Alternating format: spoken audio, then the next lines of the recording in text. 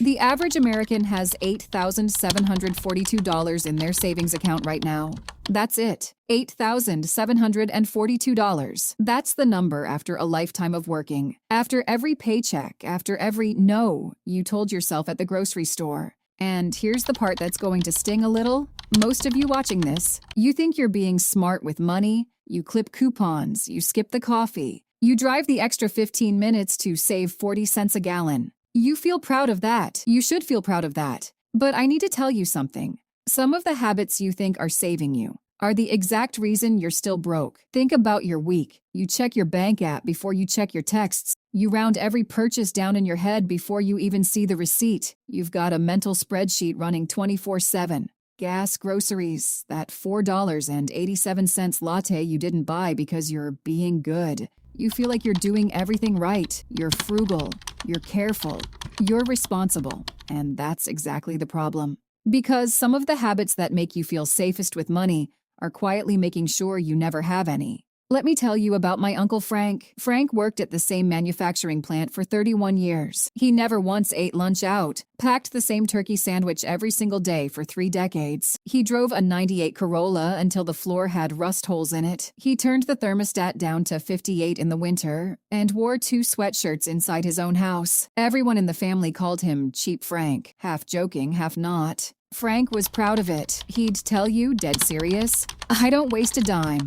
Frank retired at 65 with $61,000 to his name. 31 years of work, 31 years of turkey sandwiches and rust holes, and 58-degree living rooms, $61,000. Meanwhile, his coworker Denise, who Frank used to roll his eyes at because she spent money on stupid stuff, like a financial advisor and a slightly nicer car, retired the same year with $540,000. Same job, same paycheck, almost to the dollar. 9 times the outcome. What happened? Frank wasn't broke because he spent too much. Frank was broke because he was frugal about the wrong things and careless about the ones that actually mattered. And I think a lot of us are doing the exact same thing right now in 2026 without even realizing it. So let's go through it. 7 habits that feel responsible, that feel frugal, that your parents probably taught you, and why they might be the very thing standing between you and real wealth. Habit number 1.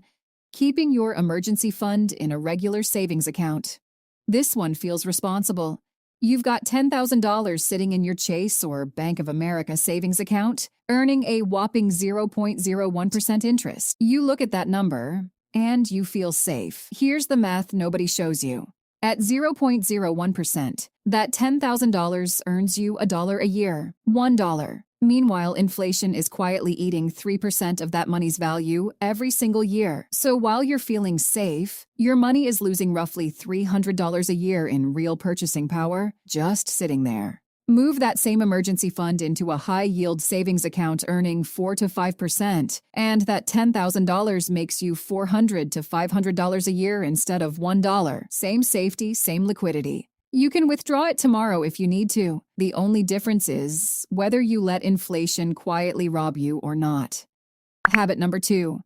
Avoiding your 401k match because I need cash now.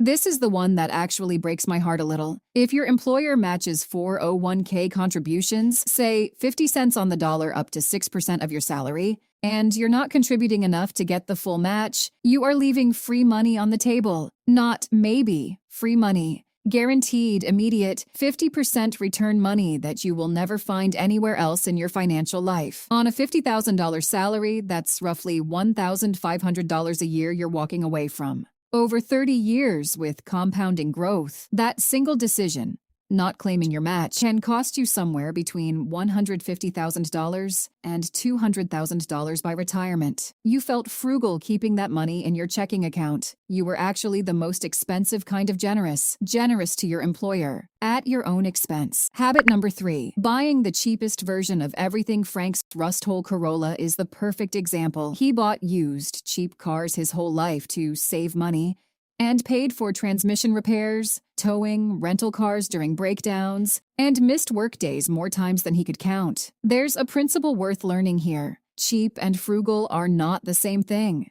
Frugal means getting the most value for your dollar over time. Cheap means minimizing the number on the price tag today, regardless of what it costs you tomorrow. A $40 pair of work boots that fall apart in 4 months and get replaced 3 times a year costs more than one $150 pair that lasts 5 years. The math is almost always the same with tools, mattresses, tires, and kitchen appliances. Buying cheap repeatedly is often the most expensive habit in your entire budget. You just never add up the receipts. Habit number 4, skipping the small purchases while ignoring the big leaks. You skip the coffee, you skip the takeout. You feel good about it. Meanwhile, you're paying $340 a month for a car you didn't need to finance, $85 a month for streaming services you forgot you're subscribed to, and 22% interest on a credit card balance you've been carrying for 2 years. This is what financial people call penny-wise, dollar-foolish. You're performing frugality in the places everyone can see, the coffee, the lunch out, while the real bleeding is happening in the places nobody checks: subscriptions, interest rates, insurance premiums you never shopped around for. Cutting the $5 latte saves you maybe $1,800 a year if you're extremely disciplined about it. Renegotiating your car insurance, canceling 3 unused subscriptions, and paying off a high-interest credit card balance can save you that much in a single month.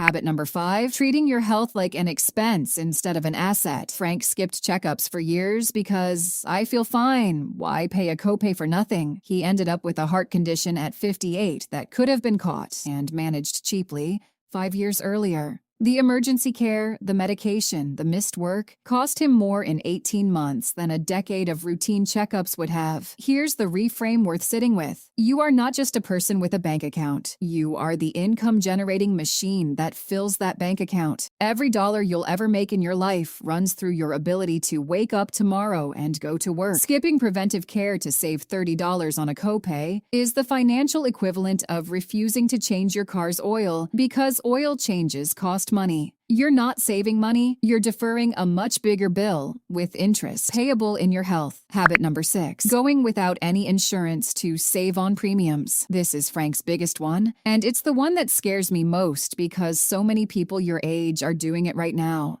No disability insurance, no life insurance if you have people depending on you. Health insurance with the cheapest, thinnest coverage possible because the premium is $80 less a month. Your ability to earn an income is worth conservatively over $1 million across your working life. Think about that number for a second. If you're 30 years old making $60,000 a year and you work until 65, that's over $2 million in raw future income, before raises, before promotions. That is your single biggest asset. Bigger than your house, bigger than your 401k, bigger than any stock you own. And most people insure their $400 phone, but not their $2 million income. A disability insurance policy, a basic term life policy if someone depends on your income. These cost far less than people assume, often $20 to $40 a month for meaningful coverage. It is dollar for dollar, one of the highest leverage purchases available to you. Not because something bad will definitely happen, because if it does, Frugal doesn't cover a $200,000 hospital bill or a family with no income and a mortgage. Habit number 7,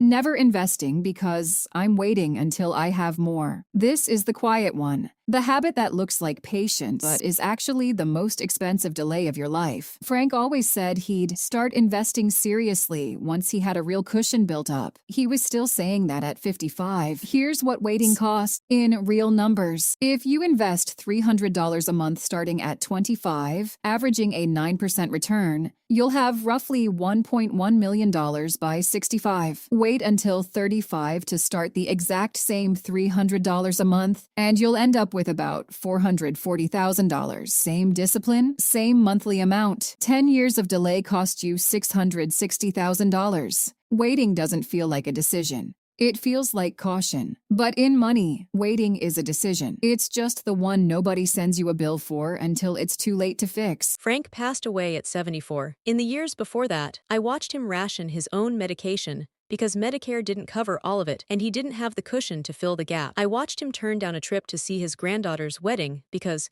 we can't afford it right now. A man who never once, in 31 years, bought himself a coffee out, ended his life having to say no to the things that actually mattered, because he spent 3 decades being careful about coffee and careless about everything that was actually expensive. That's the twist nobody warns you about. Frugality isn't a virtue by itself. It's only valuable when it's aimed at the right target. Aim it at lattes and you'll feel disciplined and still end up broke. Aim it at interest rates, insurance gaps, and delayed investing, and you'll build real wealth, often while spending more freely on the things you actually enjoy. I'm not telling you to stop being careful with money. Being mindful of what you spend is still, and will always be, a good habit. What I'm telling you is to audit where your discipline is actually going. Some of it is protecting you. Some of it is just making you feel virtuous, while the real damage happens somewhere you never think to check. We've been taught, generation after generation, that cutting small costs is what makes someone good with money. But being good with money was never about how little you spend. It's about where the leaks are, and most of them aren't in your coffee order. They're in the accounts earning nothing, the match you never claimed, the insurance you never bought, and the 10 years you spent waiting to start. Frank wasn't broke because he wasn't careful. He was broke because he was careful about the wrong 7 things for 31 years straight. Don't be Frank.